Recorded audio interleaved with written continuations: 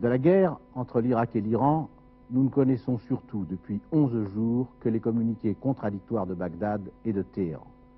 En effet, les quelques journalistes qui sont sur place ont toutes les difficultés imaginables, déplacements interdits, impossibilité de communiquer normalement, d'expédier des films, la censure, conférences de propagande, lignes coupées, espaces aériens fermés. Les premiers témoignages ont bien du mal à percer. D'Iran, aucune image de la guerre. 2 équipes de TF1 n'ont pu se rendre encore dans la zone des combats. La télévision à Téhéran ne montre que des prisonniers irakiens, des conférences d'état-major, des discours de l'imam Khomeini, du président Bani Sadr et du Premier ministre.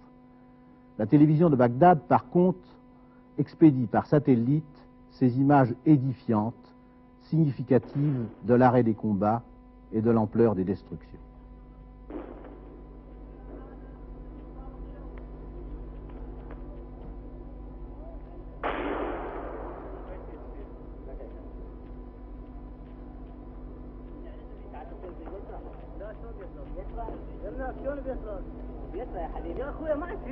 Assurant sa propagande avec efficacité, le régime irakien de Saddam Hussein a, dès le début des opérations, voulu prouver sa supériorité militaire.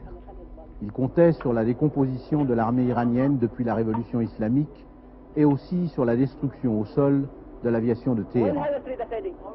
Mais en fait, les MiG de Saddam Hussein ne réussirent pas le coup de la guerre des 6 jours et l'armée iranienne, que l'on disait complètement désorganisée avec la liquidation des officiers supérieurs de l'ancien régime, le départ à l'étranger de beaucoup de cadres et techniciens, est réapparu secrètement restauré, entraîné et équipé.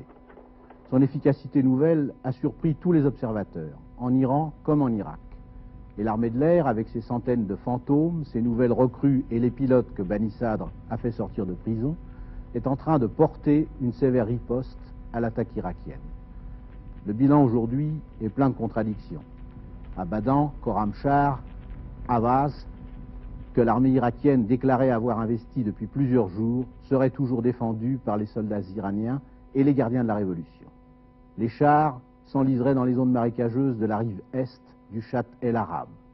Les envoyés spéciaux à Bagdad commencent à écrire d'ailleurs que les Irakiens avancent moins vite qu'ils ne le disent.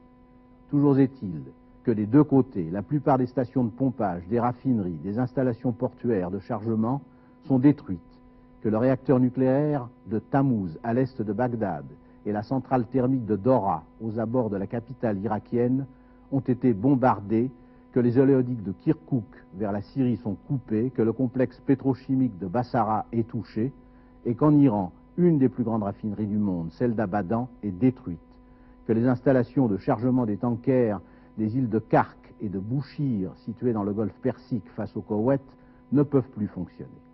Les 2 belligérants sont loin de s'essouffler et il est à redouter que des 2 côtés, la spirale de l'escalade ne puisse s'arrêter.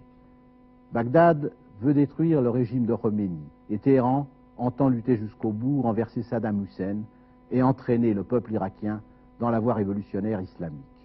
Alors faut-il penser que l'embrasement de tout le fond du golfe Persique pourrait s'étendre aux autres pays de l'or noir? La première question que nous pouvons nous poser est: à qui profite cette guerre?